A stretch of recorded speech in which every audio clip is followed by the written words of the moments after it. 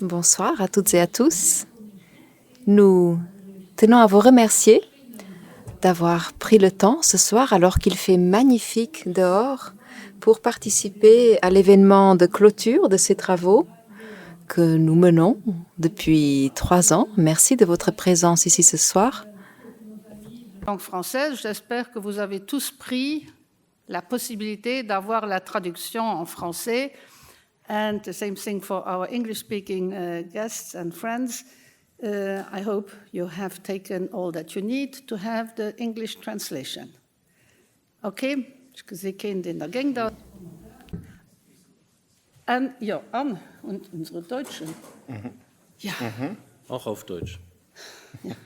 Und auch unsere deutschsprachigen Freunde haben sie alles genommen, damit sie gleichzeitig die Übersetzung haben.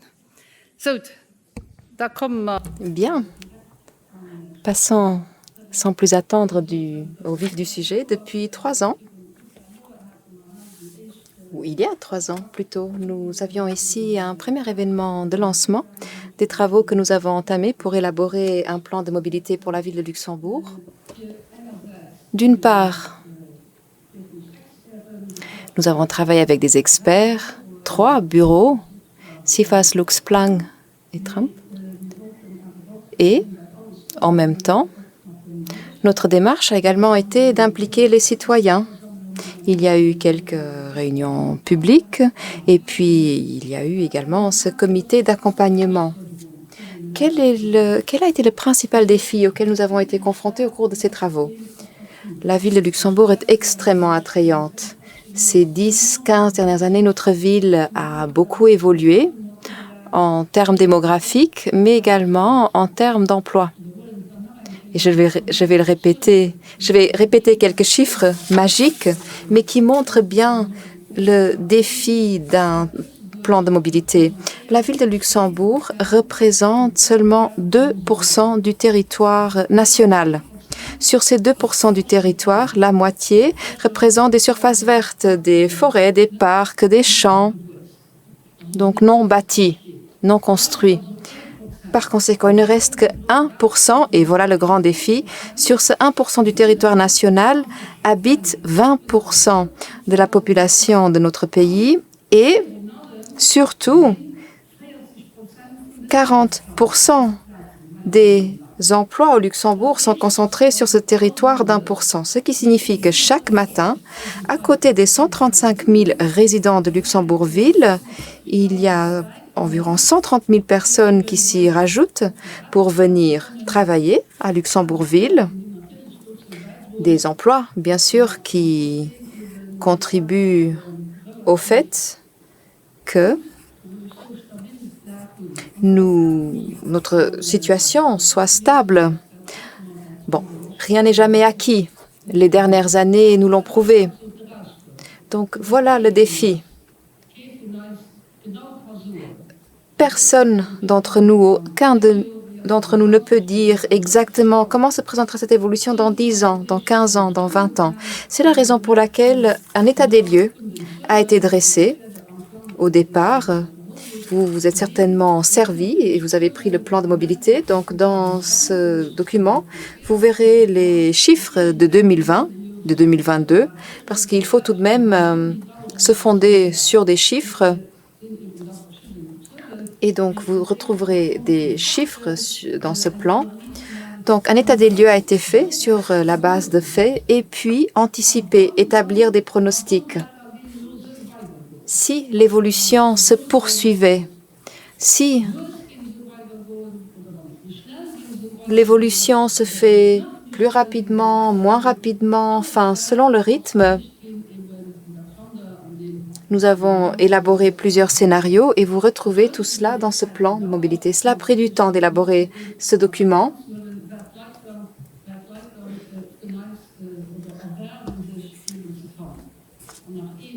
Et pour finir, nous sommes une ville qui, d'une part, est une ville d'habitants, de résidents. Donc, il y a toute une population qui réside dans 24 quartiers. Nous avons d'ailleurs des apéritours dans les 24 quartiers à l'heure actuelle. des 24 quartiers résidentiels et nous voulons bien sûr préserver la qualité de vie au sein de ces quartiers. Le trafic malin représente une difficulté. Puis en même temps, nous sommes également un centre économique essentiel au niveau national et c'est la raison pour laquelle nous devons bien organiser la mobilité. Et pour faire au mieux, pour comprendre au mieux la situation et établir des prévisions, nous avons élaboré ce plan en matière de mobilité. Je tiens à remercier toutes les personnes qui nous ont aidés à élaborer ce plan de mobilité. J'ai déjà cité les 3 bureaux d'experts avec lesquels nous avons travaillé. Merci infiniment à Patrick Goldschmidt, échevin responsable, Paul Hoffman, directeur mobilité. Merci à lui et à toute son équipe et à tout un chacun d'entre vous qui a participé au groupe de travail. Voilà, en guise d'introduction et sans plus attendre, je cède la parole à Patrick Goldschmidt qui, comment dire, va nous présenter ce plan de manière succincte. Merci. Merci, Madame Bourgmeister. Merci, Madame la bourgmestre.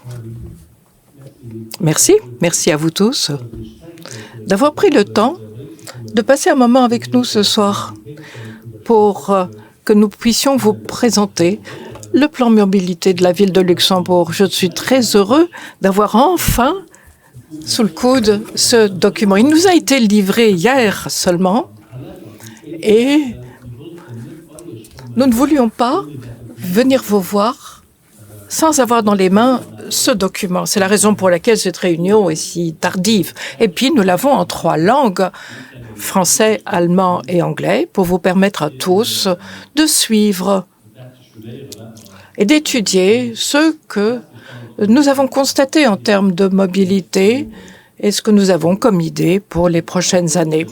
Le plan, en tant que tel, les travaux ont pris fin en automne. L'année dernière, on les a présentés au Conseil des échevins, puis il y a eu la traduction de ces documents. Tout cela prend du temps, évidemment. Et les résultats, nous les avons présentés à la presse au printemps. Et c'est la raison pour laquelle ce n'est que maintenant que nous venons vous voir pour vous les présenter. Merci beaucoup. Parce que je pense que les uns et les autres d'entre vous ont participé au cours des différentes étapes qui nous ont permis d'arriver à ce stade-ci. Donc, état des lieux, voir les scénarios et ensuite voir avec vous comment nous allons procéder. Je vous rassure, je ne vais pas passer tout en revue ce soir, mais simplement revenir sur les éléments principaux. Vous trouverez beaucoup à lire ici lorsque il fera moins beau, ce qui est fréquent au Luxembourg. Eh bien, vous pourrez étudier à loisir tout ceci. Nous avons pris la décision d'établir ce plan et nous avons expliqué en 2017 au Conseil des échevins de vouloir faire cette étude. Nous avons ensuite fait un appel d'offres et nous avons choisi les experts avec lesquels nous allions travailler. Les travaux ont commencé en 21. C'est quoi un plan mobilité? Un mobilité, ce n'est pas un plan détaillé qui nous dit exactement ce qui va se faire dans les différentes rues de tel ou tel quartier, mais c'est plutôt une étude stratégique pour nous montrer où nous pourrions être en 2035.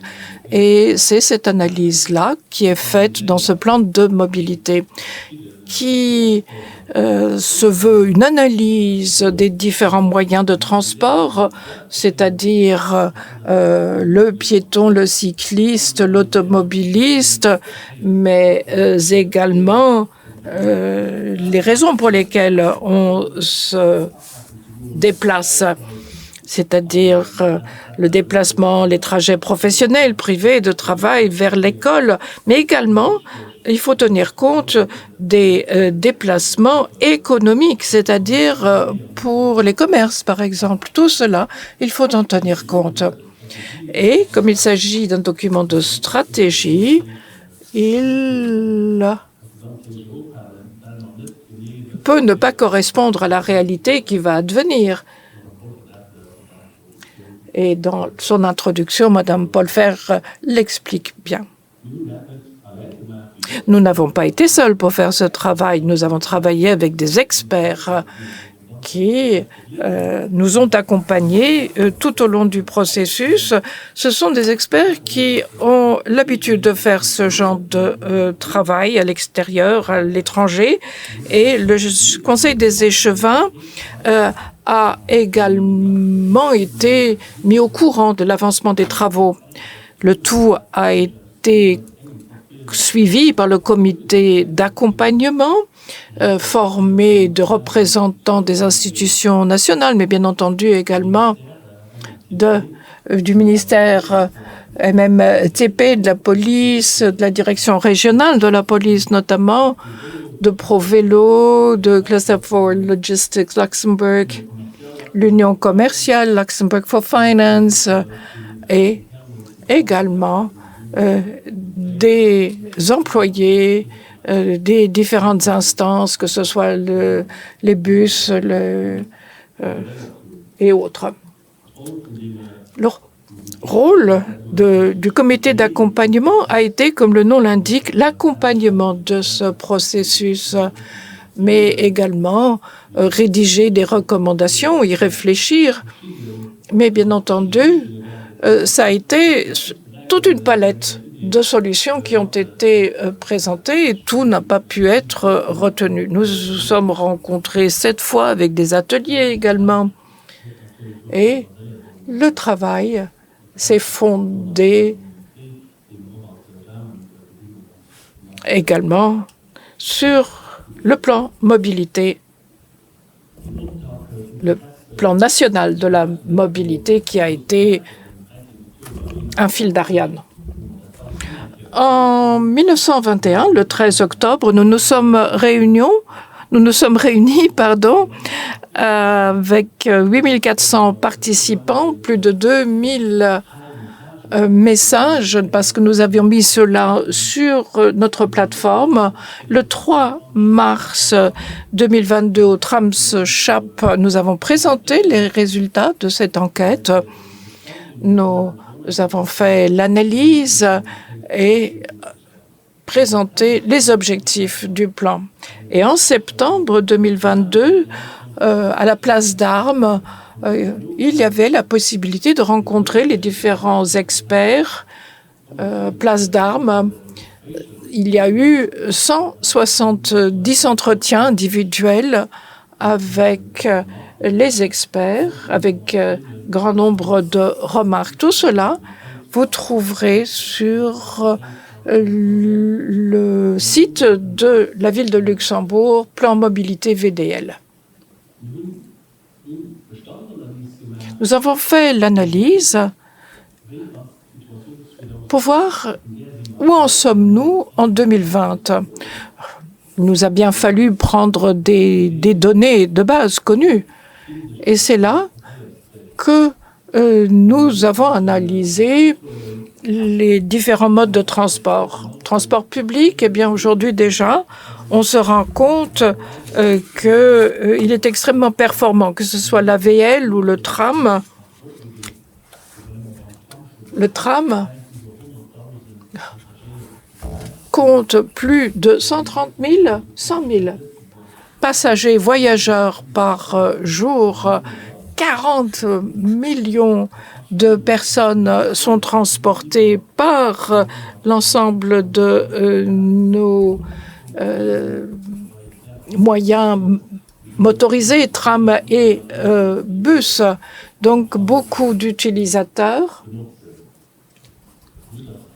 Le bus est extrêmement performant, réussit à amener assez rapidement les habitants des quartiers. Pour la plupart des mouvements, on ne doit pas changer de bus. Et en fait, maximum 2 fois. donc très performant, mais nous constatons également qu'il y a un potentiel, notamment nous devrions avoir davantage de liaisons tangentielles. J'y reviendrai. Et nous avons constaté également que la gratuité du transport a fait que le réflexe transport public est beaucoup plus fréquent chez les uns et chez les autres. Peu à peu, le réseau cycliste, pour venir à celui-ci, a été amélioré, que ce soit par le biais du tram, où nous avons pu réaménager certaines rues, l'avenue de la Gare, la Liberté, Roosevelt. On a pu aller de façade à façade, Marie-Thérèse également, boulevard Prince-Henri également. Bon, les travaux de Créos vont commencer bientôt. Voilà seulement quelques exemples d'amélioration ces dernières années. Et pourtant, nous constatons que cela ne suffit pas. Le réseau cycliste a encore pas mal de lacunes et il nous faut faire pas mal d'améliorations encore. J'y reviendrai. Ce qui nous a beaucoup aidé, c'est que nombreux sont les personnes qui maintenant prennent le vélo, notamment avec le système vélo qui est maintenant électrique. Cela nous a permis d'avoir cela également dans toutes les communes, dans un plus grand nombre de communes. Alors, soit ils utilisent le vélo ou certaines personnes ont acheté un vélo, mais il n'y a eu que 80 000 € de primes, ce qui veut dire qu'il y a de la marche vers le haut.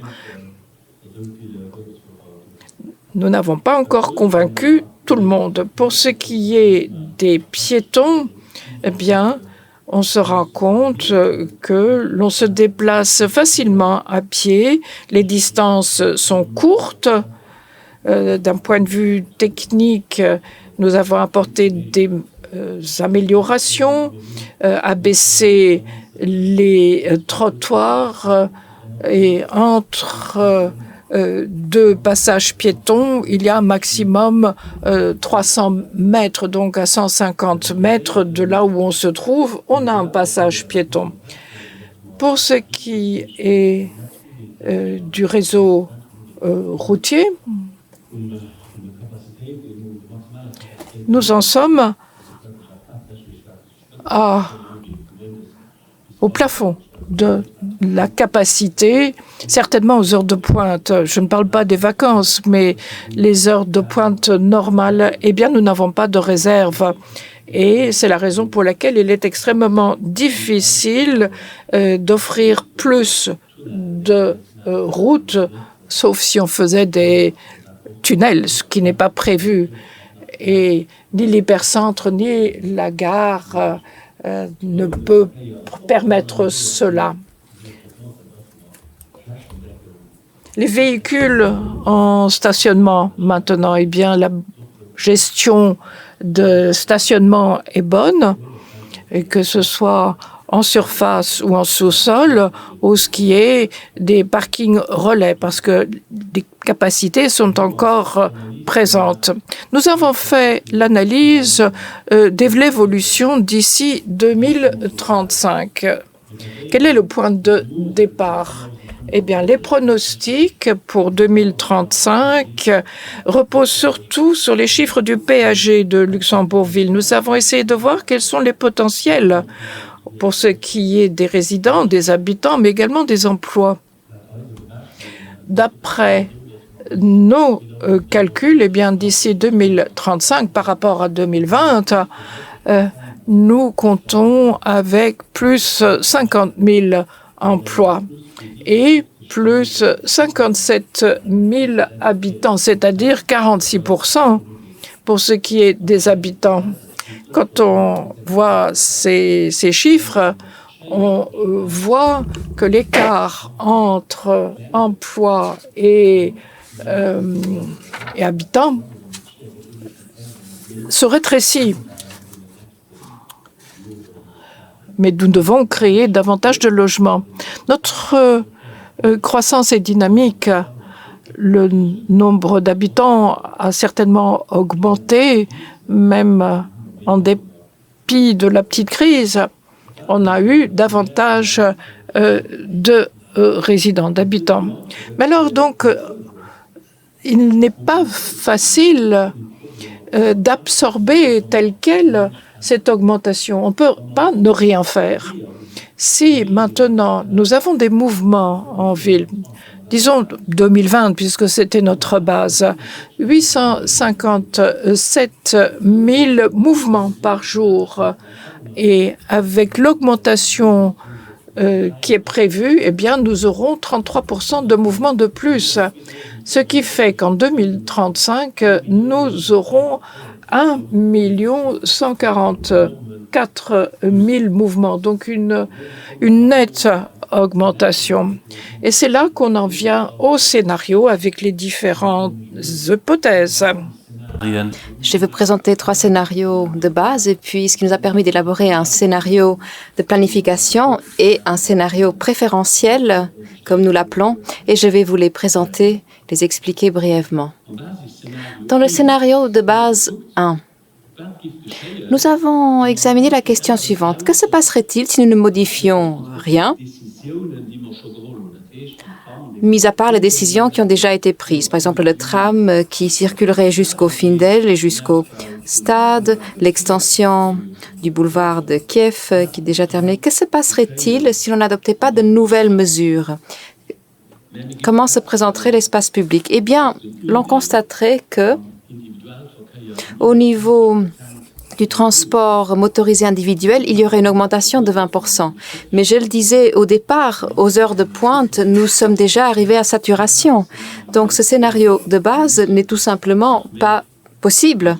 Nous devons donc adopter des mesures supplémentaires. Deuxième scénario de base, que faudrait-il faire si nous ne modifions rien? Alors, les transports en commun, combien de mouvements ou de déplacements devraient-ils absorber si nous ne voulons pas qu'il y ait un chaos complet à Luxembourgville? Ça signifierait que d'ici 2035, il faudrait que les transports en commun devraient augmenter de 100%.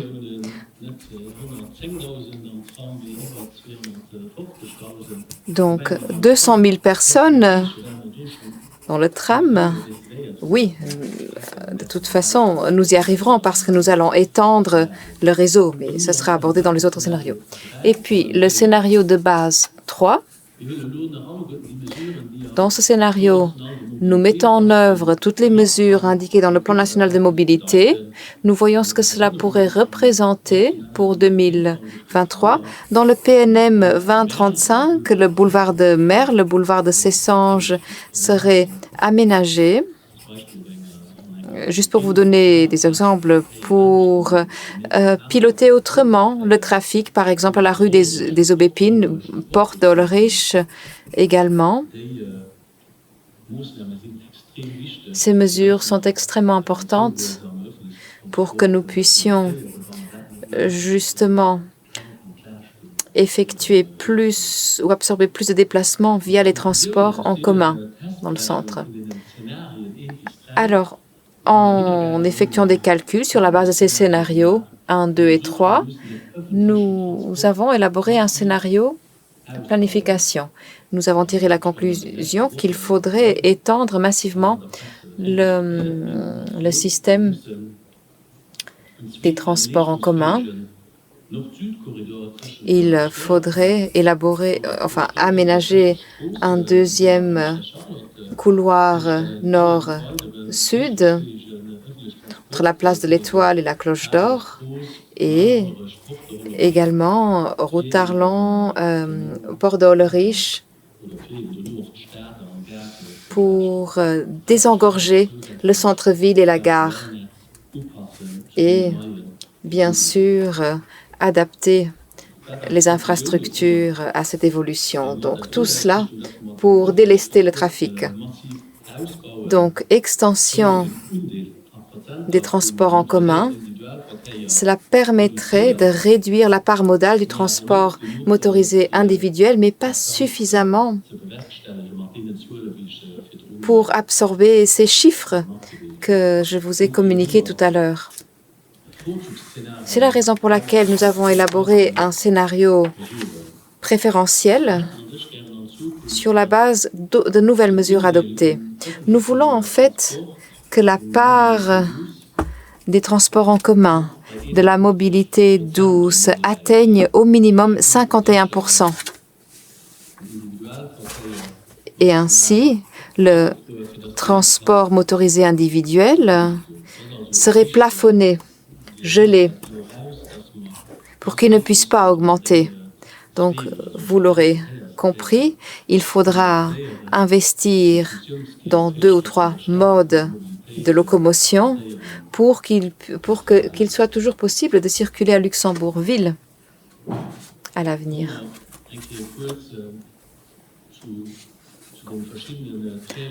Alors, examinons les différents modes de transport. Quels sont leurs atouts? Quelles sont leurs faiblesses? Beaucoup de choses ont déjà été dites, donc je vais passer rapidement. Nous avons un bon réseau de transport en commun, que ce soit le réseau des bus ou le tram.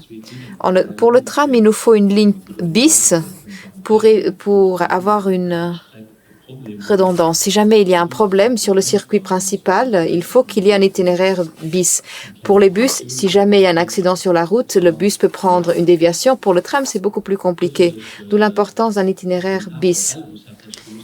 Pour les bus municipaux, les bus AVL, il faut davantage de liaisons directes qui ne passent pas toutes nécessairement par le centre. Il en existe déjà quelques-unes à l'heure actuelle, mais cela ne suffit pas. Donc les liaisons tangentielles entre les quartiers sans déviation, sans grand contournement, doivent être encouragées.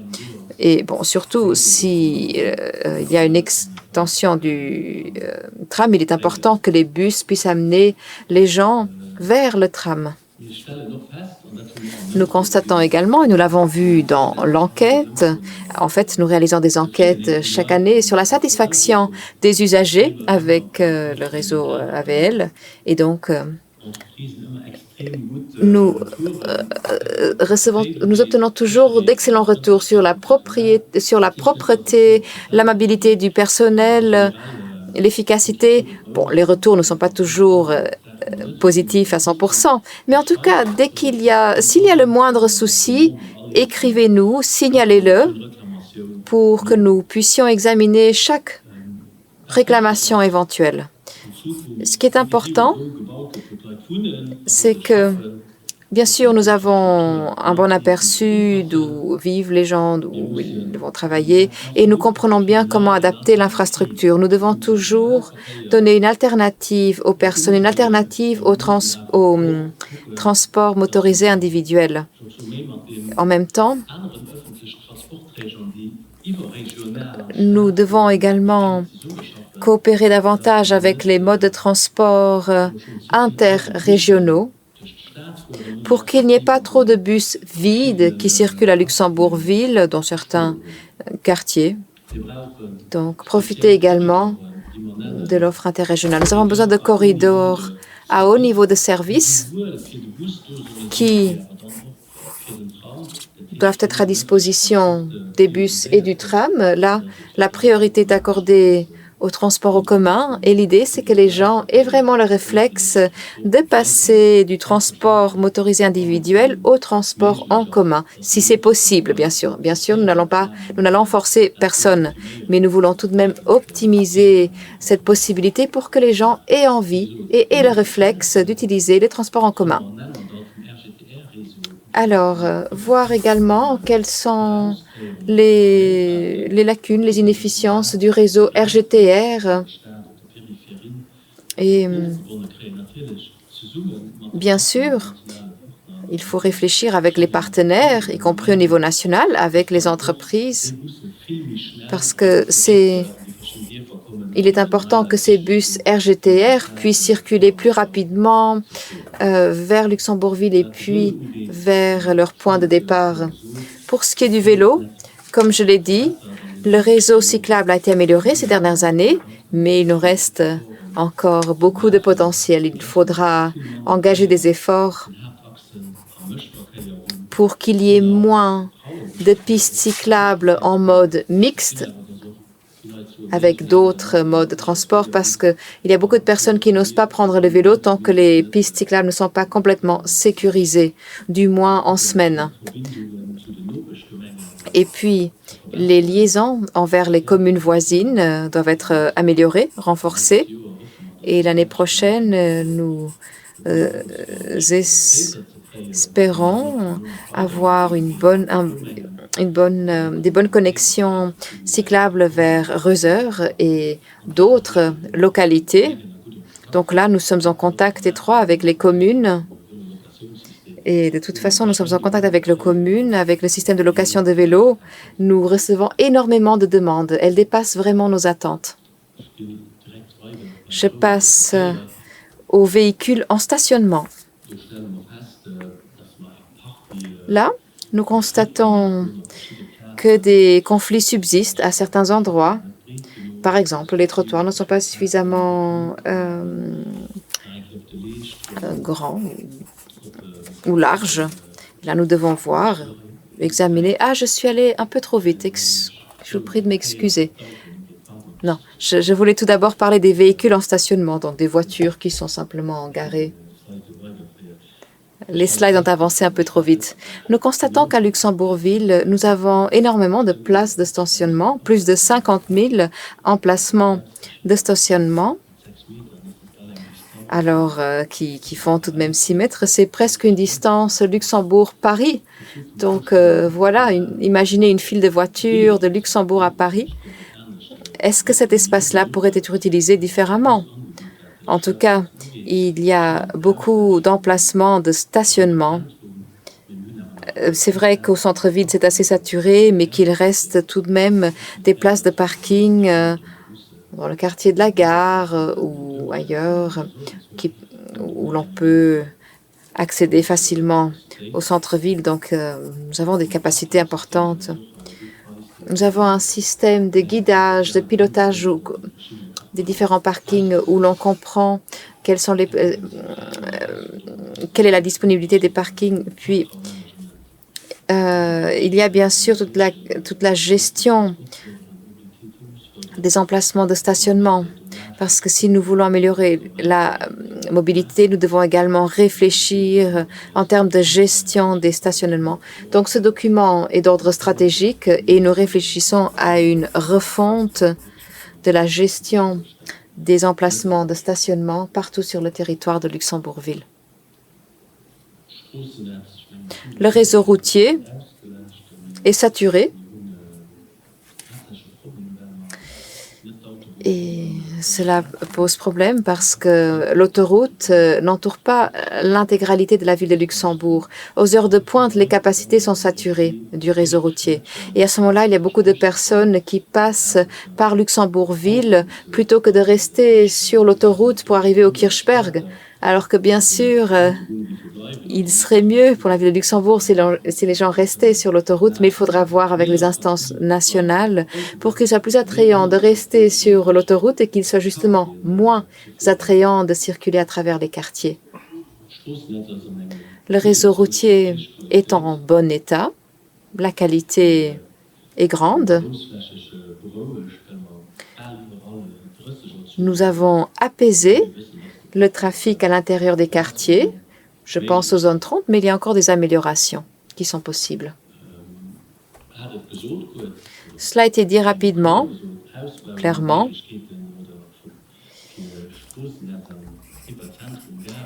Il y a peu, voire pas, de possibilités d'extension du réseau routier au centre-ville ou dans le quartier de la gare. On ne peut pas faire grand-chose. Peut-être au niveau des feux de circulation, certes, mais je ne vois pas comment nous pourrions accueillir encore davantage de voitures à Luxembourgville. Ce qui est important pour nous, et c'est quelque chose que nous demandons depuis longtemps, ce serait le boulevard de Mer, le boulevard de Sessange, pas uniquement pour les voitures d'ailleurs. Alors un corridor pour les bus ou pour le tram, et puis le boulevard de Ulrich, porte Ulrich. Ce sont des projets qui figurent au plan national de mobilité, qui sont extrêmement importants pour la ville de Luxembourg, pour que la circulation reste possible à l'avenir, pour que nous n'étouffions pas dans le trafic. Alors, nous devons réfléchir à la manière de démanteler des obstacles topographiques notamment. Il y a beaucoup de montées et de descentes en raison de la topographie à Luxembourg. Je pense à Najdorf. Je pense à la possibilité d'aménager un ascenseur pour mieux relier le Rollingergrund et la faïencerie. Puis réfléchir également aux cyclistes. En effet, nous voulons réduire les conflits entre piétons et cyclistes, d'où l'importance de l'extension du boulevard Prince-Henri, d'y aménager une piste cyclable sécurisée, puis les feux de circulation. À certains endroits, les piétons doivent attendre trop longtemps que le feu passe au vert, donc il faudra encore optimiser le réglage des feux de signalisation pour que les piétons puissent traverser plus aisément. Quelques mots à propos de l'intermodalité et l'innovation. Ces dernières années, nous avons mis en place un système d'autopartage qui est utilisé, certes, mais pas suffisamment exploité. Bon, il y a peut-être des raisons. Nous n'avons pas... Le potentiel n'est tout simplement pas assez important, mais malgré cela, nous proposons ce système d'autopartage. Il faudra voir comment améliorer cette offre, comment encourager les gens à renoncer à une deuxième voiture, à privilégier plutôt l'autopartage. Le réseau de location de vélo a été massivement étendu et nous allons voir avec l'exploitation du système comment faire mieux, parce que nous constatons que beaucoup de vélos ne sont pas en bon état. Donc, nous réclamons régulièrement pour que les vélos soient en bon état de fonctionnement. Et nos applications doivent être mieux regroupées pour que l'information en ligne soit meilleure. Souvent, il faut encore utiliser trop de produits. Par exemple, une application pour l'autopartage Carlo, une application pour le système vélo. Donc, il faut que tout cela soit beaucoup plus convivial pour l'usager. L'électromobilité, pour ce qui est des bornes de chargement, nous les avons examinées par des experts. Et en 2024, nous constatons que nous disposons de suffisamment de bornes de chargement sur le territoire de Luxembourg-Ville et qu'il n'y a pas de goulot d'étranglement, ou pratiquement jamais. Les défis pour l'avenir. Nous devons promouvoir la multimodalité en rendant visibles les stations, en les rendant visibles pour que les gens comprennent. Ici, je peux déposer mon vélo. Et il existe des systèmes à l'heure actuelle qui nous permettraient d'avancer sur ce point. Ensuite, la gestion de la circulation à Luxembourg-Ville. Alors, nous avons été pionniers il y a 10-15 ans, mais la technologie a évolué, elle aussi. Et là aussi, nous devons voir comment nous améliorer. Parce que la technologie a évolué à toute allure et il ne faudrait surtout pas rater le train ou rater le coche. Donc, gestion de la mobilité pour que tout un chacun comprenne comment mieux se déplacer sur le territoire de la ville de Luxembourg. Et puis l'économie, les livraisons, ça aussi c'est un aspect important.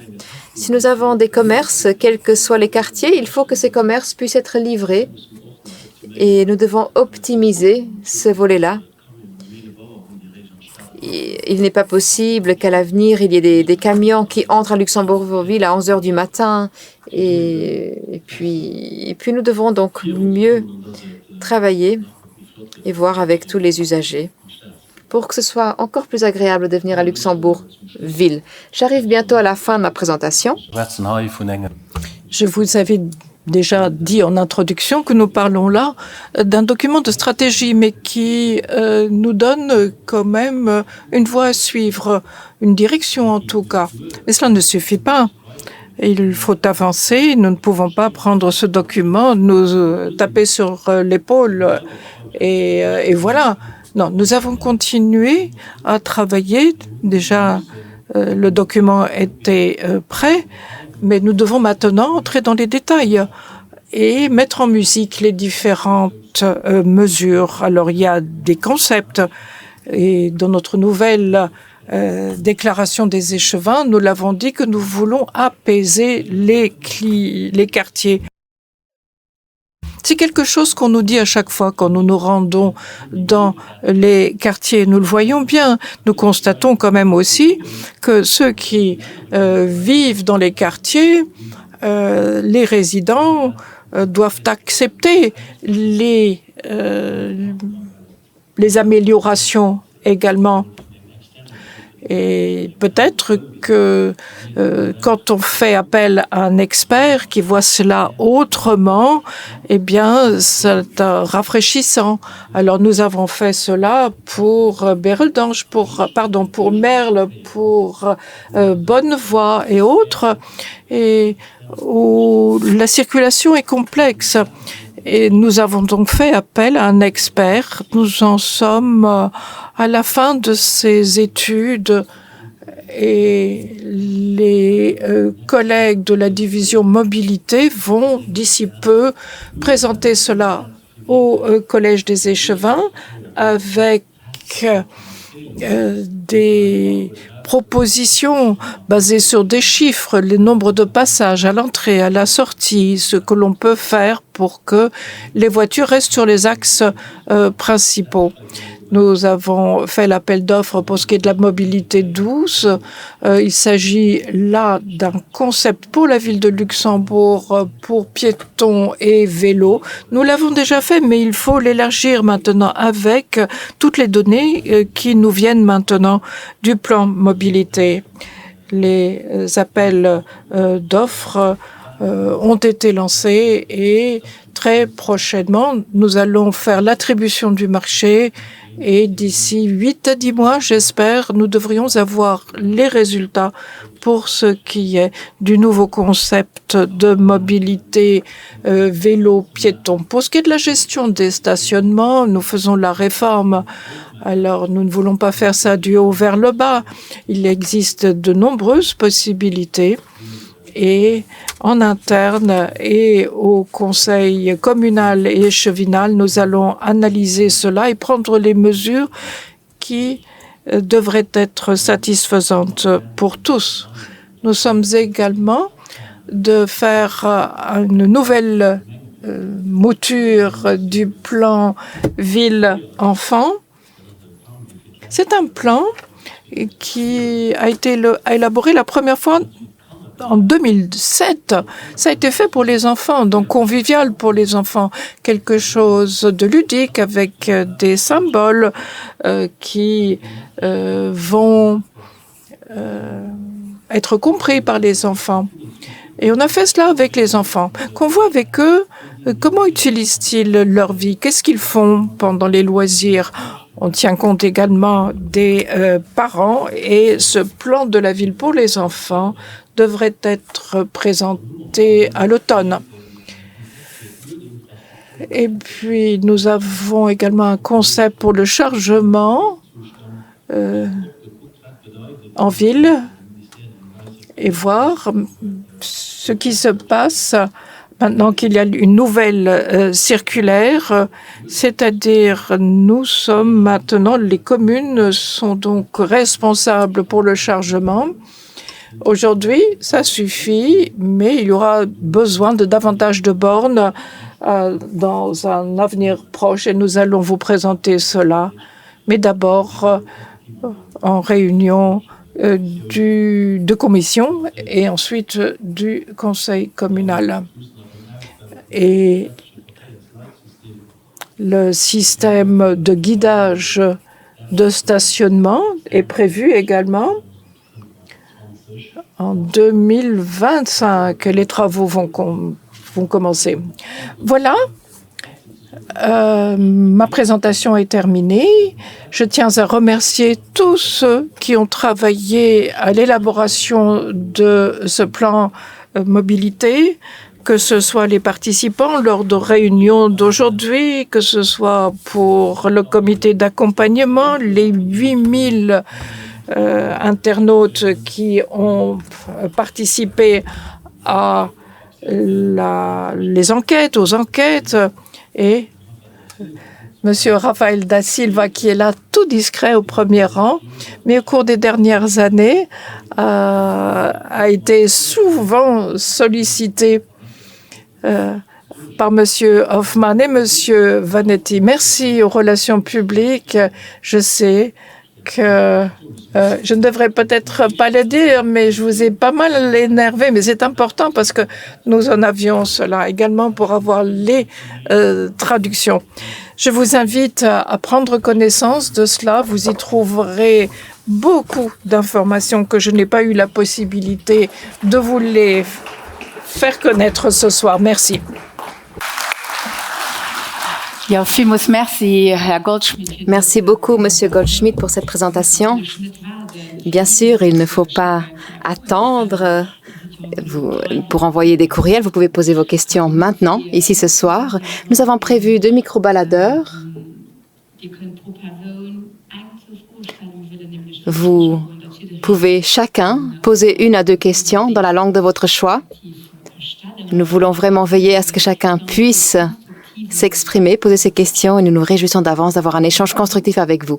Si vous avez une question, levez simplement la main et vous recevrez un micro-baladeur. Oui, nous allons commencer ici. Pouvez-vous présenter brièvement? Darius, j'habite à Bel Air.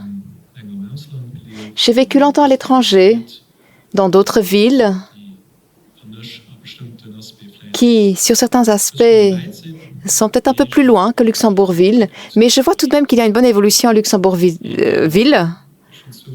J'aurais 2 questions. La première, moi j'utilise beaucoup CFL Flex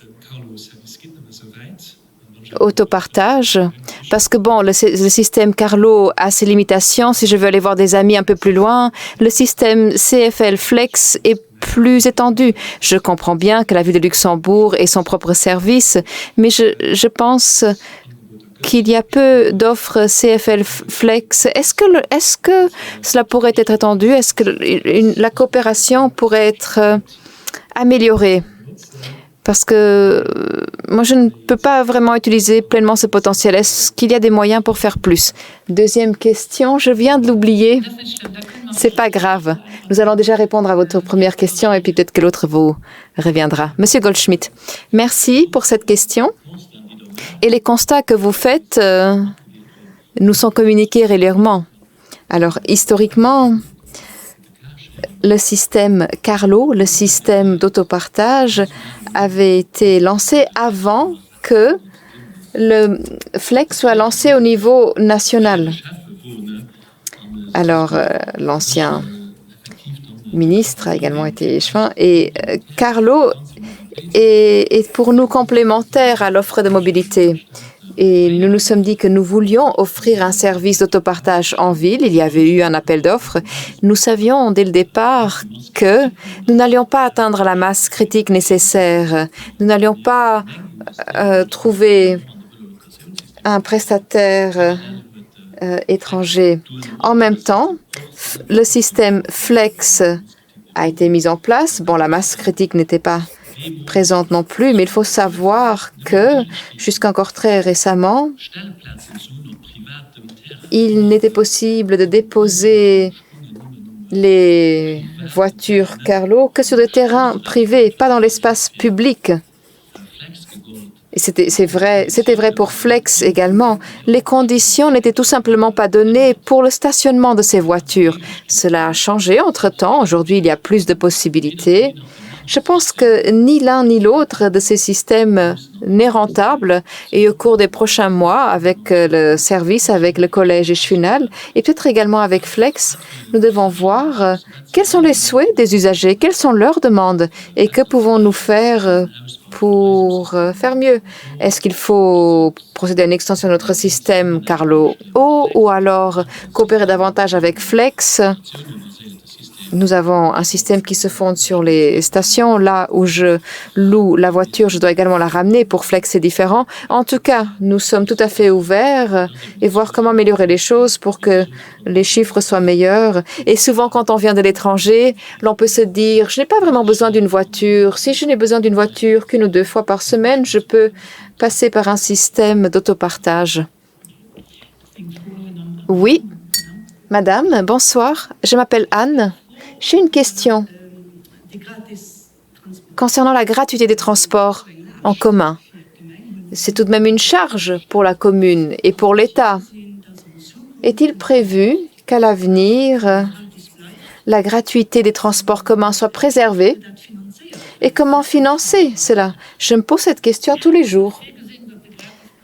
Oui, c'est prévu. Les transports resteront gratuits, les transports en commun. Oui, à ce titre,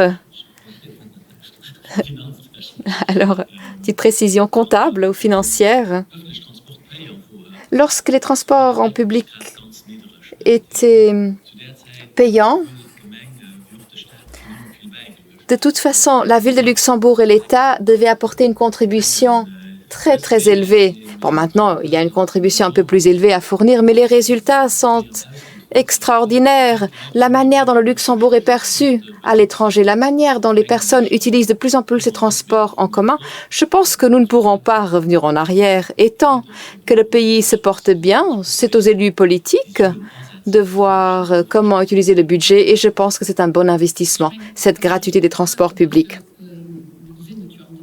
Et nous le voyons en examinant les chiffres. C'est tout simplement, c'est beaucoup plus facile. Il y a un point très, très important. Imaginez, voyez combien de personnes utilisent le tram, le bus qui est rempli. Et si maintenant, il faudrait à nouveau introduire des contrôles à chaque arrêt, enfin, ce serait une perte de temps.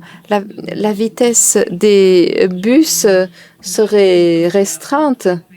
Alors, je pense que nous sommes la seule ville dans le monde entier. Non, nous sommes le seul pays dans le monde qui propose cette gratuité dans sa capitale. Et je l'ai entendu ici ce soir. Je vois que vous aussi, vous pensez comme nous. Nous allons préserver cette gratuité. Oui, une question dans le fond de la salle, monsieur. Le micro arrive. Puis une autre question ici devant. Dans la salle. Bonsoir, je m'appelle Karl. Que pensez-vous de la question des taxis en ville?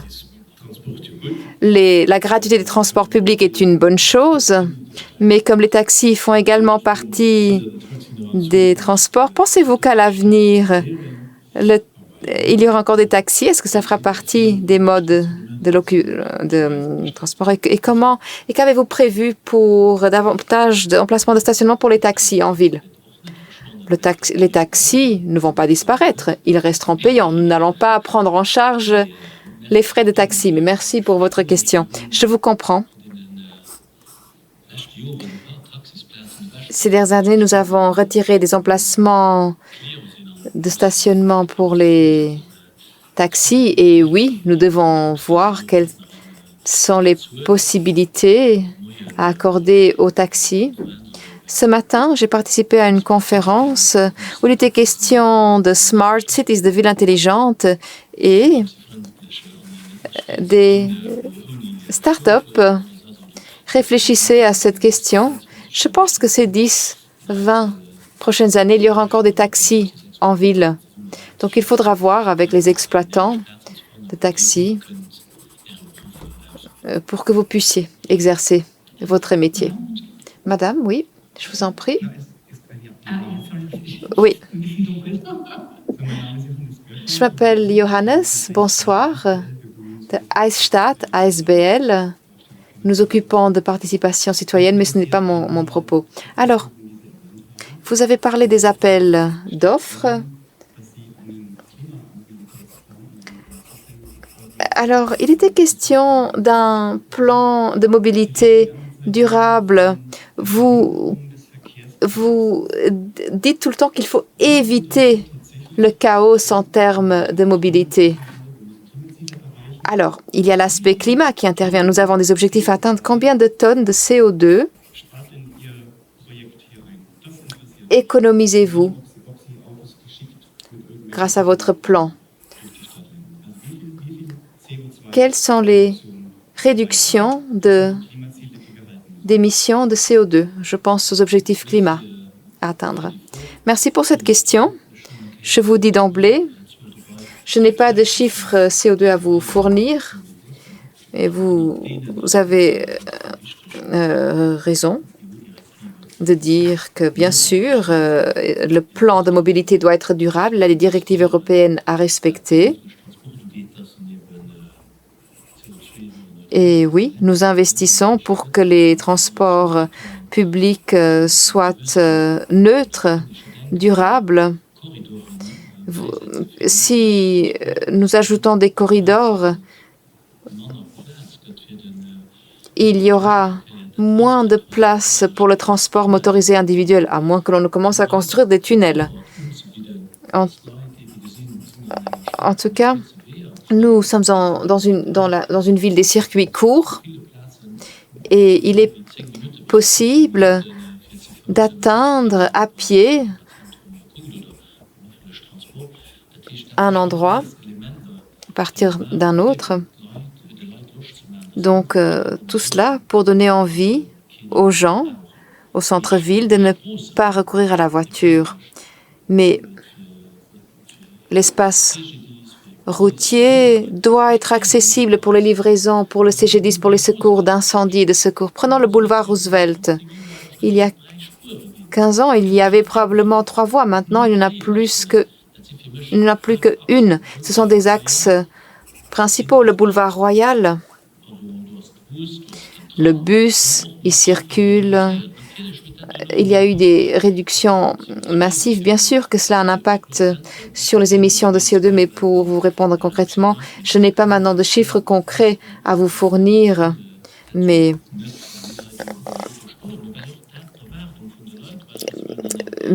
oui, c'est important de tenir compte des attentes des gens qui veulent vivre dans une ville où il fait bon vivre, justement. Et pratiquement tous les partis l'ont compris, nous aussi. Et quand nous irons dans les différents quartiers, nous verrons également quelles seront les réactions des gens si nous souhaitons procéder à des aménagements. Puis nous avons également un plan environnement. Et à certains endroits, nous voulons montrer quelle est la qualité de l'air. Oui, le bien-être des personnes à Luxembourgville nous tient à cœur, que ce soit les résidents ou les personnes qui viennent travailler ici. Puis, il y a une application qui permet de voir à chaque instant comment est la qualité de l'air. Et moi, je l'utilise aussi, presque tous les jours. J'imagine que vous aussi. Jusqu'à présent, la situation était plutôt bonne ou satisfaisante. Alors, c'est quelque chose qui nous tient à cœur et Patrick Goldschmidt vient de le dire. Nous engageons beaucoup d'efforts, par exemple, électrifier la flotte des bus. Pas uniquement nos bus, mais également les bus RGTR qui entrent sur le territoire de Luxembourgville. Donc, ça va dans le sens de ce que vous dites, de ce que vous demandez. Et nos véhicules utilitaires, dès qu'il y a de nouveaux achats, oui, nous en tenons compte pour améliorer au maximum la qualité de l'air. Je voulais ajouter quelque chose. Pour ce qui est des nouvelles technologies et des villes intelligentes, vous avez déjà certainement constaté que nos services fournissent beaucoup de données en termes de cartographie. Et pour ce qui est du digital twin, jumeaux numériques, nous allons installer des capteurs pour obtenir des informations en temps réel et ainsi pouvoir fournir des informations à la population et nous donner la possibilité également de faire des simulations dans un grand nombre de domaines. Qualité de l'air, nuisances sonores, et cela peut être utile également en cas de crue ou d'inondation pour en tirer des conclusions quand fermer des routes à la circulation, par exemple. Et donc, au niveau technologique, nous allons veiller à ce que les personnes puissent ainsi obtenir un maximum d'informations et adapter leur comportement. Au troisième rang, si c'est OK pour vous, je vais m'exprimer en anglais. Bien sûr. Je m'appelle Christian, j'habite rue du Glacis. Merci, Madame la bourgmestre, Patrick et Paul, pour tout le travail que vous avez fait. J'ai plusieurs questions. J'ai passé la dernière année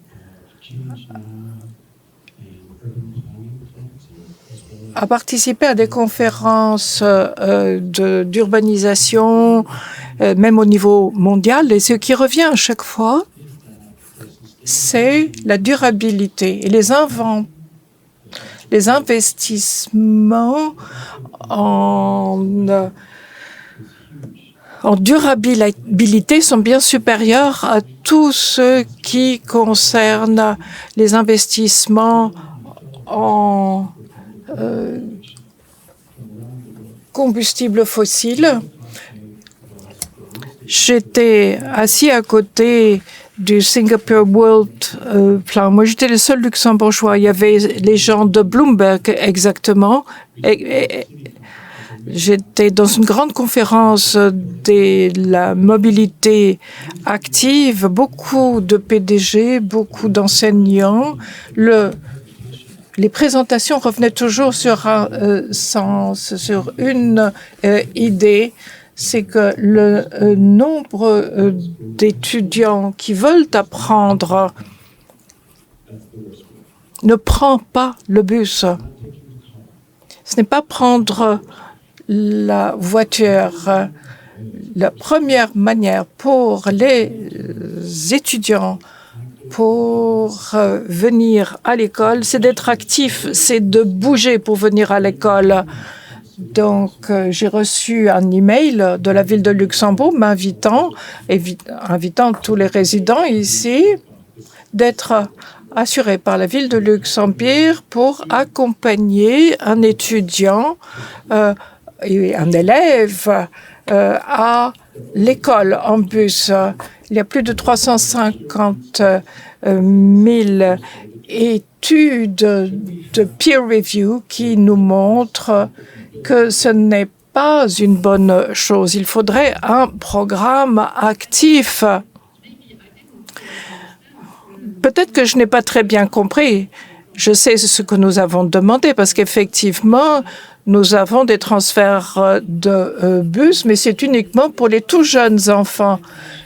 Et avec nos chiffres qui nous montrent qu'ils ne peuvent pas prendre le bus seuls. Et là, je ne sais pas très bien comment vous avez dit accompagner les enfants à l'école en bus. Comment pouvez-vous dire que c'est la pire manière? Parce qu'un enfant de 4-5 ans ne peut pas prendre le bus seul pour aller. Et voilà ce que nous devons faire. Et nous ne pouvons pas les laisser à l'école tout seuls pour des raisons de sécurité. Jusqu'à présent, c'était nos fonctionnaires qui les accompagnaient.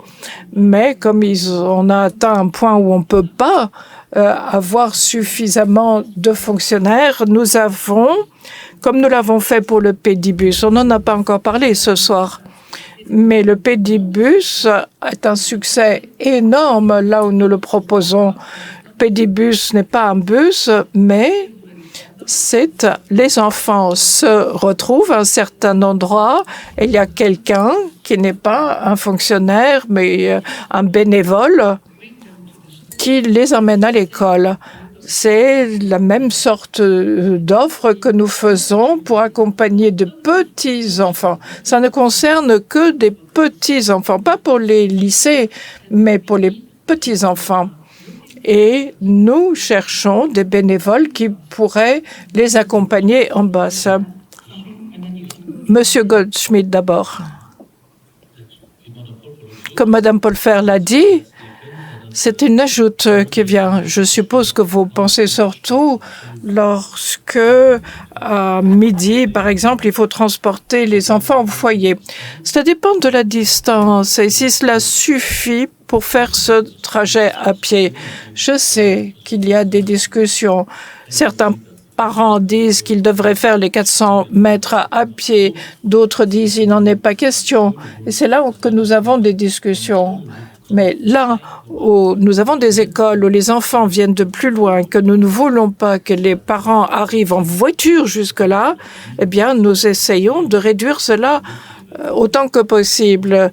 D'où le projet, donc le pédibus, qui n'est pas un projet que nous allons étendre à l'ensemble des quartiers et où les enfants donc vont à pied. Et puis le plan de mobilité de la ville pour enfants va nous donner de nouvelles idées. Les enfants vont nous dire ce qu'ils voudraient et peut-être que l'un ou l'autre parent sera convaincu et que nous arrivions à aller dans votre sens. Nous faisons de notre mieux, mais une seconde. Je voulais donner un exemple. Dans certains cas, il n'y a pas d'autre solution que d'amener les enfants en bus d'un endroit à un autre. Par exemple, si les enfants du Kiem doivent aller à Aïch ou l'inverse de Aïch au Kiem et retour, c'est pas possible. Ce sont là des distances que l'on ne peut pas parcourir à pied. Il faut que nous organisions le bus scolaire et nous demandons des bénévoles. Mais il est vrai, pour les courtes distances, il vaudrait mieux les faire à pied, surtout les enfants. Donc, j'attends d'avoir plus d'informations, oui. Les statistiques de santé du Luxembourg nous le donnent, les statistiques nous le disent. Ma mère et son institutrice de l'époque sont toujours en vie. Pourquoi? Parce qu'elle a marché toute sa vie. Et de quoi est-ce qu'on meurt au Luxembourg? Les maladies cardiovasculaires et le cancer. Donc, il faut plus de mobilité. Il faut que l'on mette en jeu l'algorithme santé. On ne peut pas dire ça ne peut pas être fait. Il faut mettre l'accent davantage sur l'élément santé. J'ai l'impression qu'on ne le met pas suffisamment en exergue. Merci. Madame. Il y a une dame qui pose une question, qui voudrait poser une question. Allez-y.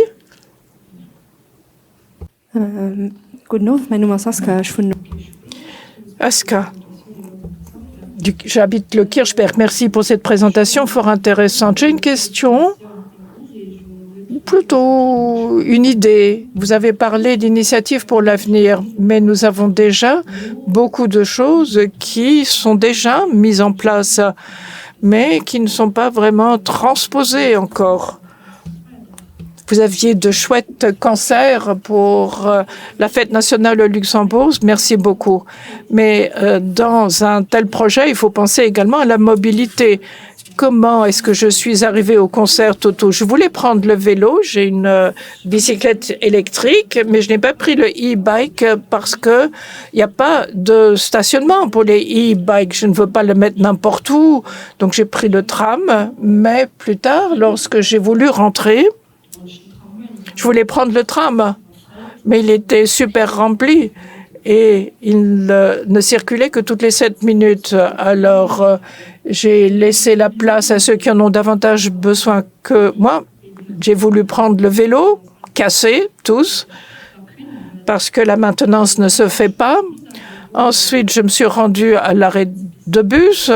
J'attends une éternité au feu vert à Pescator, mais à mi-chemin déjà, c'était rouge. J'arrive à l'arrêt de bus, plus de bus. Je suis allée à pied jusqu'à la Philharmonie.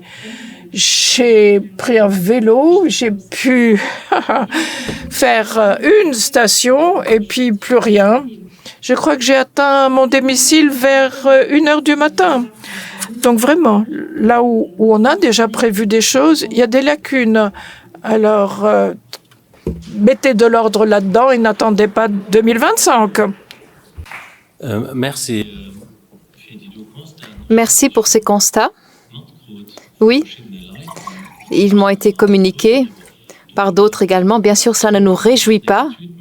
Pas besoin de faire une étude pour savoir qu'il faudrait penser à tous les modes de mobilité en cas d'organisation de grands événements. Nous notons, oui, dans la mesure du possible, et je pense que c'est tout à fait possible. Peut-être que pour d'autres événements, c'est un peu plus difficile. Et si nous savons qu'il y a des concerts jusqu'à minuit, jusqu'à 1h du matin, de renforcer les transports en commun ou voir avec le tram ce qui peut être amélioré. Je ne peux que vous remercier et vous présenter nos excuses. Donc, merci pour ce constat et désolé, le concert était bien, comme vous l'avez dit. Vous avez pris trop de temps pour entrer. Alors, le collègue ici, l'ami ici nous dira que c'est bien pour votre santé. Vous avez beaucoup pu pratiquer la marche à pied, mais bon, non, cela devrait être mieux. Pour ce qui est des feux de signalisation, comme vous l'avez signalé, oui, vous avez raison. Et puis pour vélo, même chose, ce n'est pas possible en tout cas que l'on veuille inciter davantage de personnes à utiliser le système vélo et que plus de la moitié ne soit pas en état de fonctionnement. Nous ferons mieux. Nous allons faire mieux. Oui, une question ici au premier rang. Le micro arrive. Bonjour, Gis Larsen. J'aurais quelques commentaires. Premièrement, les tickets sur papier, mais quand je dois imprimer les tickets, souvent ce n'est plus lisible et je pense aux personnes âgées. Puis, pour certaines couleurs, le texte peut être difficile à lire. Donc, il faudrait voir un petit peu cet aspect. Sur le territoire de la ville de Luxembourg, donc, beaucoup de personnes recourent au bus. Alors, vous me connaissez, dès qu'il y a un souci concernant le réseau des bus, qu'il y a un souci, je le signale. Je dois dire que la qualité, elle est très variable d'un bus à l'autre. Alors, les écrans qui ont été installés, un jour, ils fonctionnent bien et le lendemain, l'on n'y voit que le texte du gouvernement. Alors, les écrans ne fonctionnent pas parce que les chauffeurs ne savent pas les utiliser, n'ont pas le code pour les allumer, ou alors ils ne fonctionnent tout simplement pas, les écrans. Il en va de même pour le son. Donc, les annonces sonores.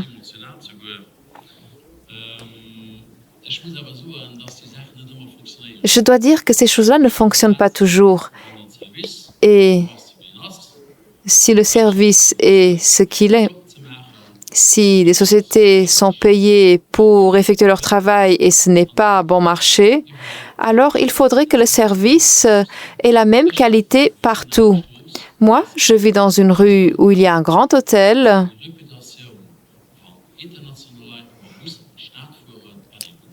Et c'est une question de réputation. Ce sont des invités étrangers qui prennent des bus et la qualité n'est pas au rendez-vous au niveau des bus. Et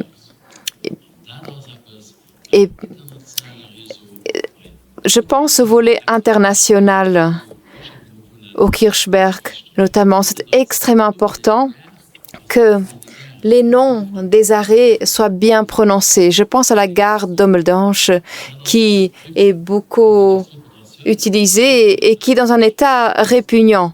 Alors là, c'est assez terrible. Ce n'est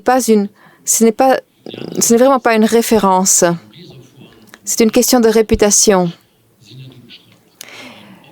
Et puis, tout le monde ne porte pas la ceinture de sécurité. Alors, au niveau national, il serait peut-être bon si le port de la ceinture était obligatoire dans certains modes de transport. Nous avons bien compris ce que vous avez dit, Monsieur Hoffman. Peut-être juste brièvement, à propos des bus. Vous avez abordé les entreprises. Quand nous procédons à des appels d'offres, nous fixons des standards en termes d'information, en termes de qualité à livrer. Des contrôles sont effectués et un opérateur doit garantir sur le principe qu'il sera toujours en mesure de mettre à disposition un véhicule qui satisfait ces standards. En théorie, cela fonctionne, mais dans la pratique, dans des cas isolés, il se peut que, en raison d'un accident, d'une panne, un opérateur ne soit pas en mesure de mettre à disposition un véhicule qui respecte tous ces critères. Par exemple, un véhicule où l'écran ne montre pas ce qu'il devrait montrer, où l'image de marque n'est pas respectée non plus. Et donc, effectivement, ces véhicules-là ne respectent pas les critères, ne disposent pas des annonces sonores.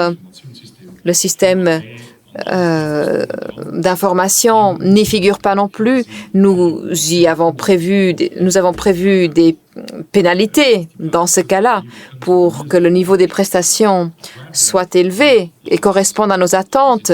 Mais il se peut, dans certaines situations, qu'il y ait parfois des bus en circulation qui ne respectent pas ces critères. Alors, il vaut mieux tout de même avoir un bus de ce type qui circule plutôt qu'aucun bus du tout, mais cela ne correspond certainement pas aux standards, aux critères, et il est dit qu'en cas normal, ces critères sont à respecter. Deuxième question, vous avez parlé d'Ommeldange. Oui, nous notons, vous avez tout à fait raison.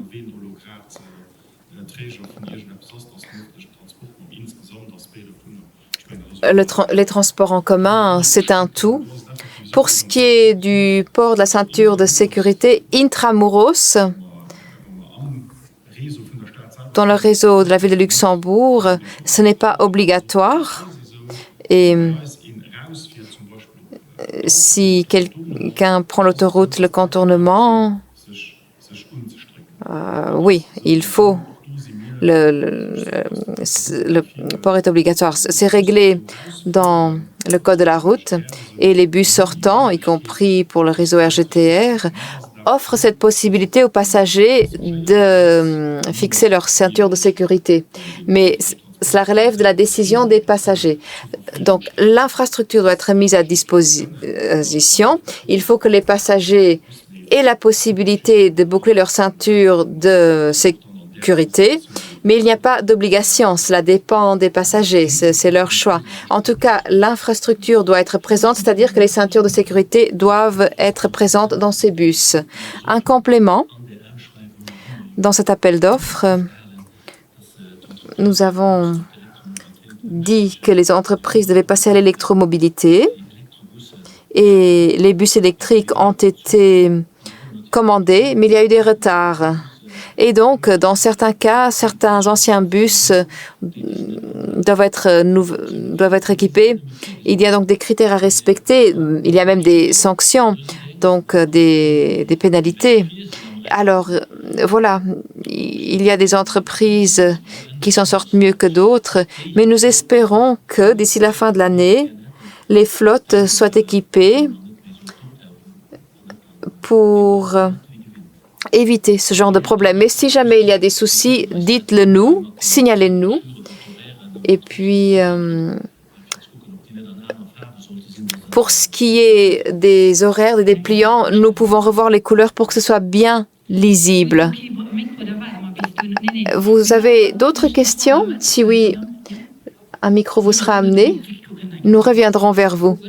Je suis de ProVélo. Nous aussi, nous avons participé au comité d'accompagnement.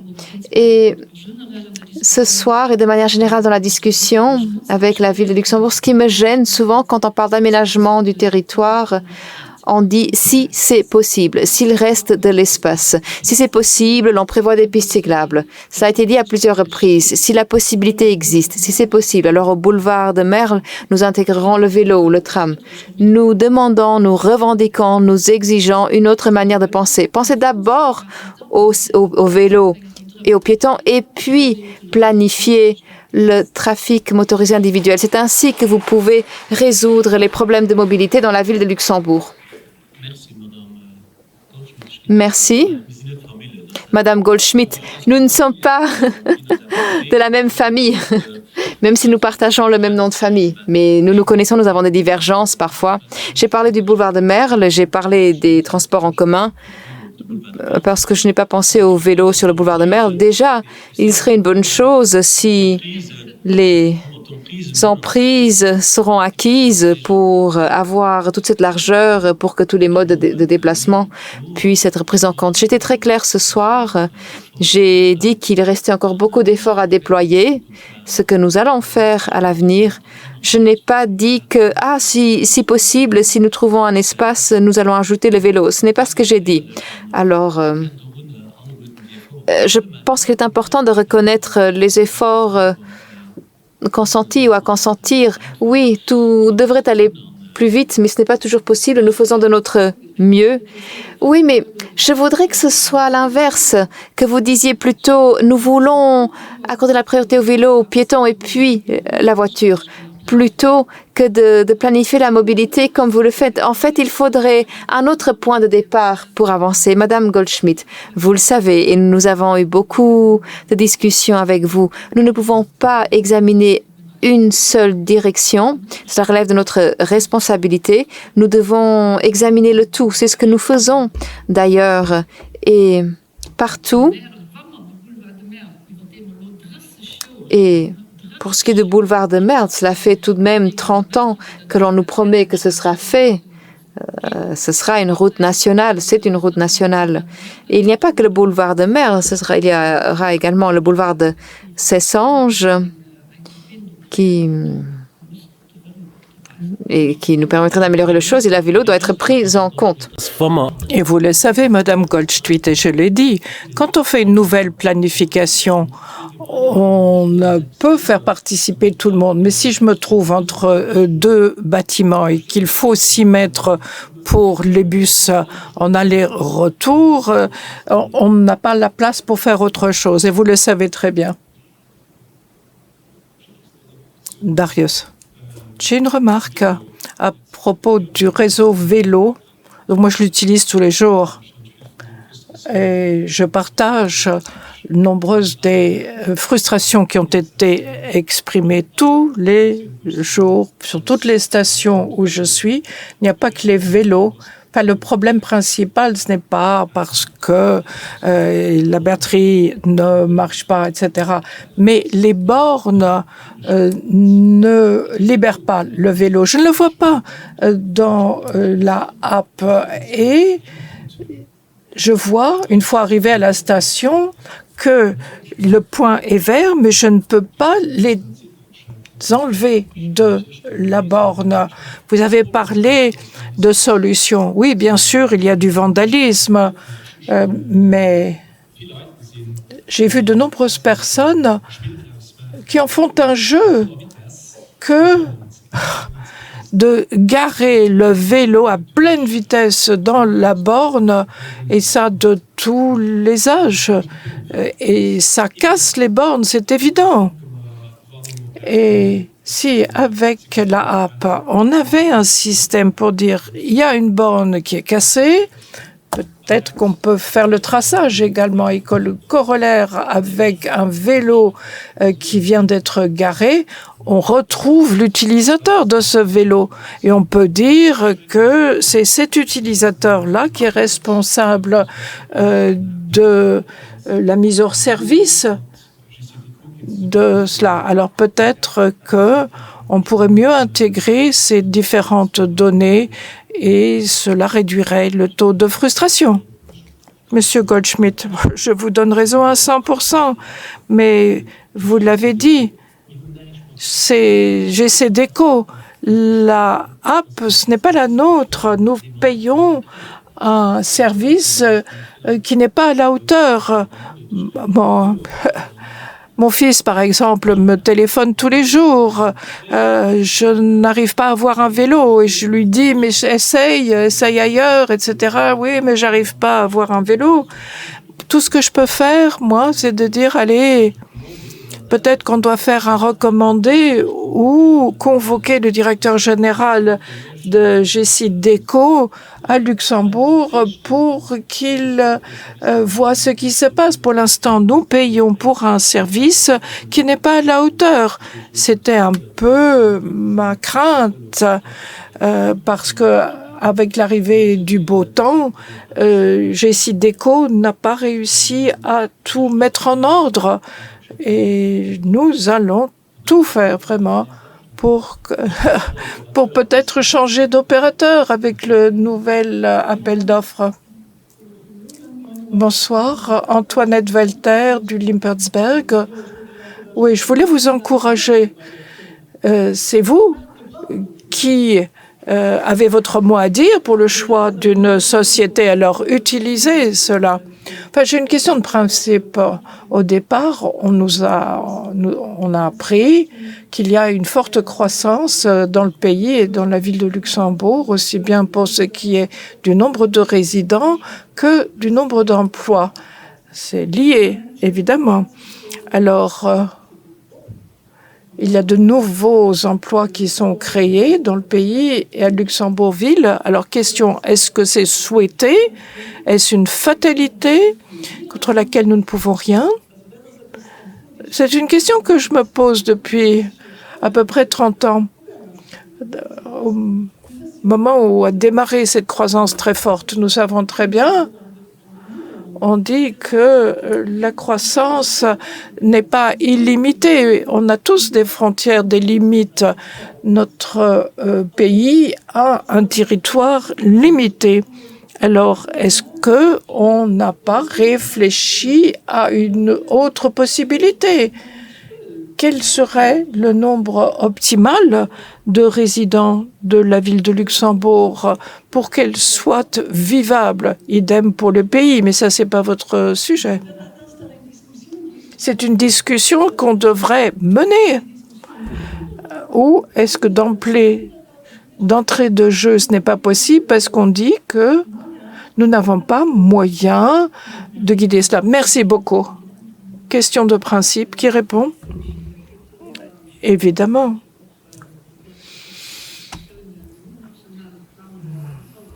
Vous suivez certainement les discussions au niveau national. C'est une question récurrente depuis toujours.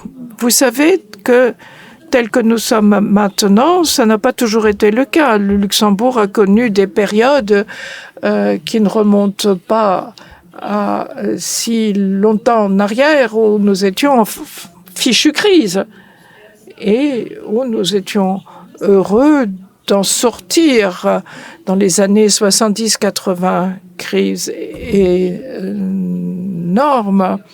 Lorsque j'ai eu mon premier mandat de bourgmestre en 82, en fait, à un moment donné, on craignait que nous n'allions plus pouvoir payer nos fonctionnaires. Et pendant 2 ans, nous avons gelé les embauches parce que nous étions en pleine crise de la sidérurgie et cela avait été la source de richesse de notre pays pendant très très longtemps. Notre économie était monolithique. Et la plupart d'entre vous le savent. À partir de ce moment-là, à partir de la fin des années 80, la place financière s'est développée et ça a été une véritable manne. Et cela nous a permis, ça nous a donné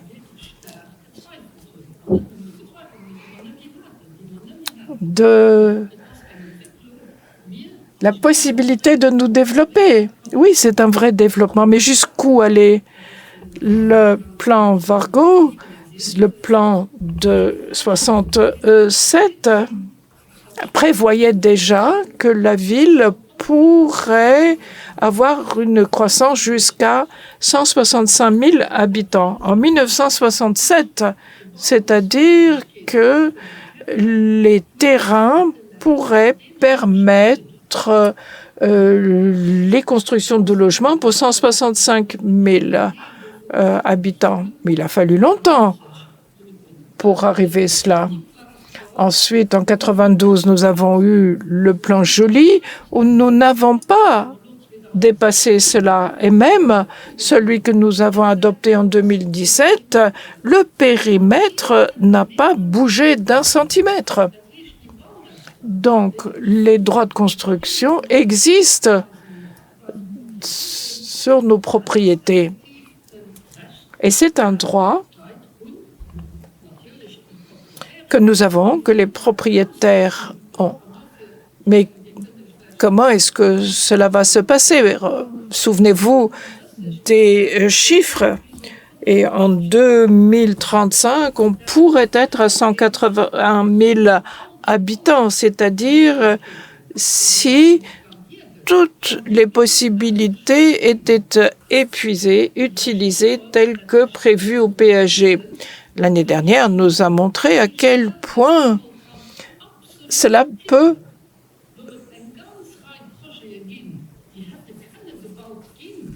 culbuter d'un instant à l'autre, basculer, où les autorisations sont là, mais à cause de la situation économique, on ne construit pas parce que beaucoup de choses ont changé, parce que les prêts ne sont plus accordés aussi facilement, que le promoteur ne commence à construire que s'il a vendu autant, etc. Eh bien, en 1 an, les prix ont baissé de 10%. Alors, ce que je veux dire, c'est le cadre des possibilités, il existe. Mais dans quelle mesure est-ce que c'est réalisé? Eh bien, dans notre modèle de société, qui est un marché libre, où on ne dicte pas aux uns et aux autres de construire, ni même des entreprises qui vont s'établir et qui définissent nos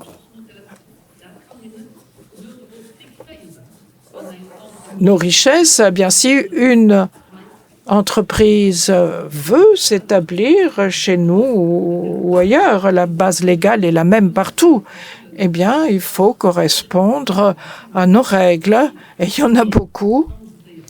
Mais si cela est rempli, elle a le droit de le faire. Ce n'est pas nous qui pouvons dire, nous, que ce soit cette mairie-ci ou une autre, si on peut construire une maison unifamiliale sur ce terrain, le bourgmestre ne peut pas dire non, tu ne devrais pas construire cette maison. Eh bien, cette personne peut s'adresser au tribunal administratif et il aura gain de cause. Mais il y a des revers dans l'économie, dans les situations, et on l'a vu récemment, et les communes, l'État ont été invités à faire attention. Si dans un secteur, il y a un gel, un recul, il y a perte d'emploi, donc de revenus, de chômage. Heureusement, nous sommes dans un État social. Les gens ne se retrouvent pas sans rien. Ils ont des aides, mais tout cela coûte, mais il n'y a rien qui rentre, ou plus la même chose, le même montant. Ça, c'est une question fondamentale, vous avez raison, mais qui va bien au-delà de ce que nous pouvons faire en tant que commune. Le micro au fond, s'il vous plaît. Paul Rupert Limpertsberg, j'aimerais revenir sur le plan mobilité avec une critique. Il y a 3 ans, nous avons constaté qu'il est important, quand on fait un plan, que l'on donne le là, c'est-à-dire que l'on indique une direction. Et ça, ça me manque. Monsieur Goldschmidt, vous avez parlé de tous les modes de déplacement, mais ce qui me manque, c'est que vous ayez dit, cher public, nous allons dans cette direction-là. Donc, une vision. Alors, on fait plus pour le bus, pour le vélo, et vous aurez une place moindre pour la voiture. Nous devons freiner cela. Ce message clair, il me manque. Et si je demandais au public ici, il aurait le même sentiment. Et je regrette un peu le travail qui attend vos équipes. Je ne sais pas par où commencer. Par où commencerai-je? Quelles indications donner à mes équipes? Voilà ma critique. Et vraiment, est-ce qu'on peut changer cela avec une vision, avec un message clair de ce que l'on veut?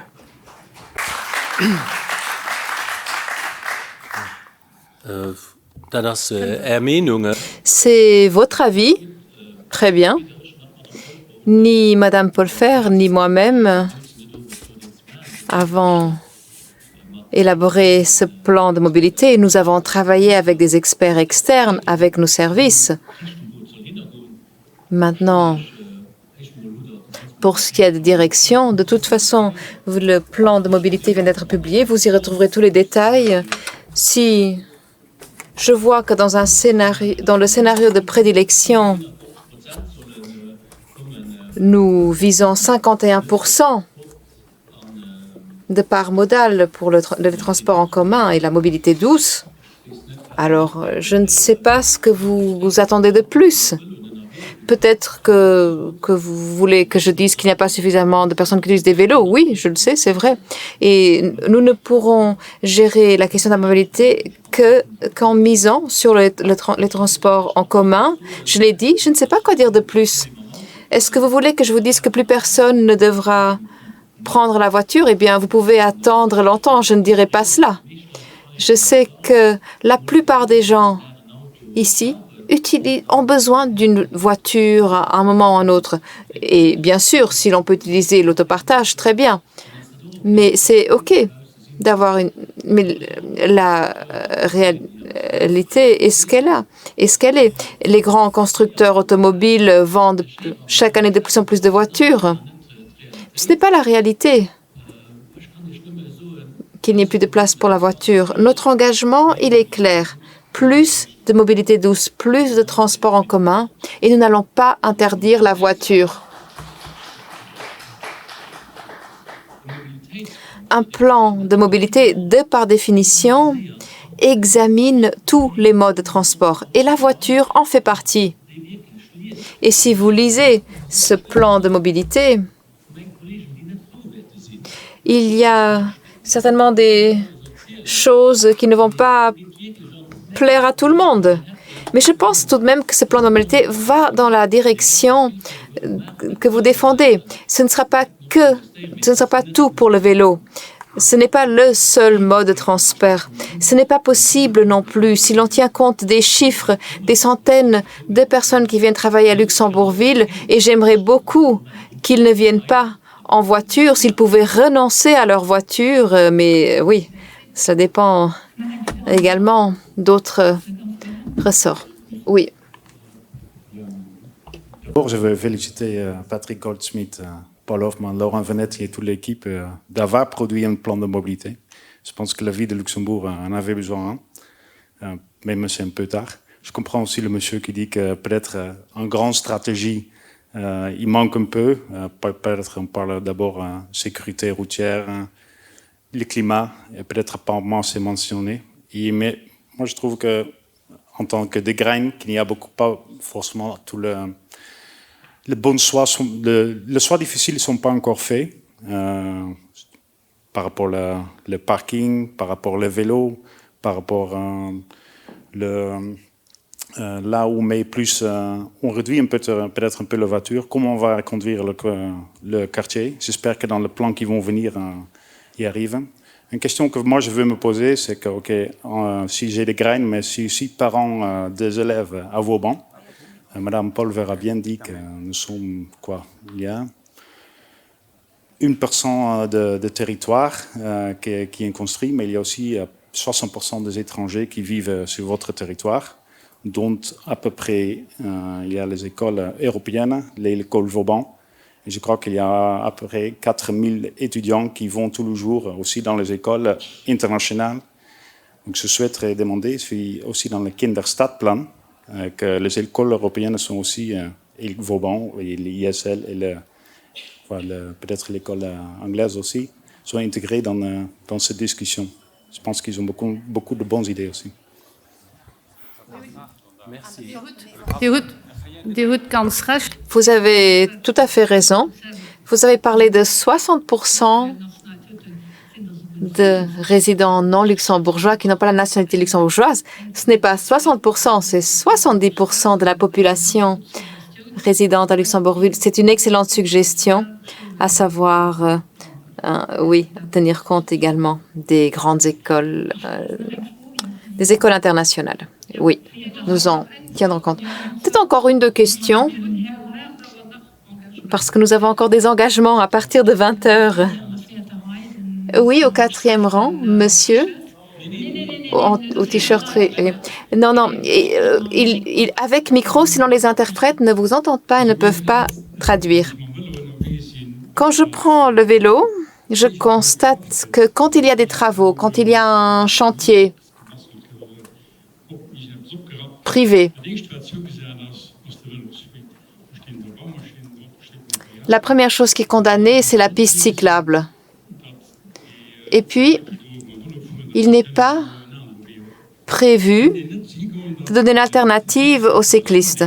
Le service de circulation, qui doit de toute façon donner les autorisations, pourrait-il intégrer cela et dire vous devez veiller absolument à ce que cette piste cyclable reste, enfin, qu'il y ait une alternative sécurisée au vélo si la piste n'est pas disponible.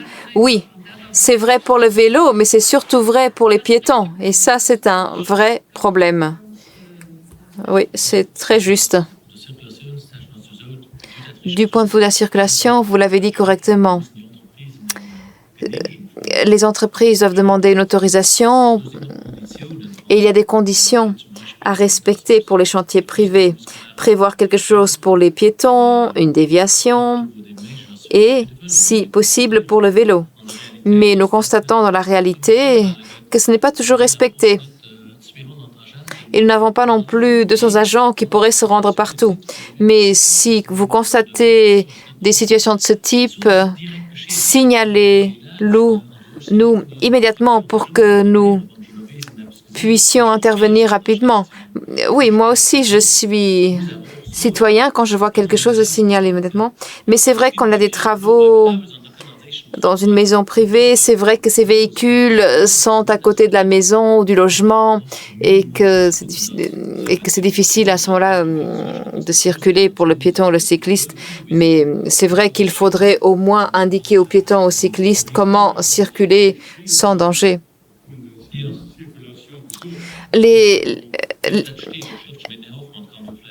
Oui, le service de circulation est sensibilisé. Oui, on va même plus loin que de dire simplement « veillez-y » ou « faites attention ».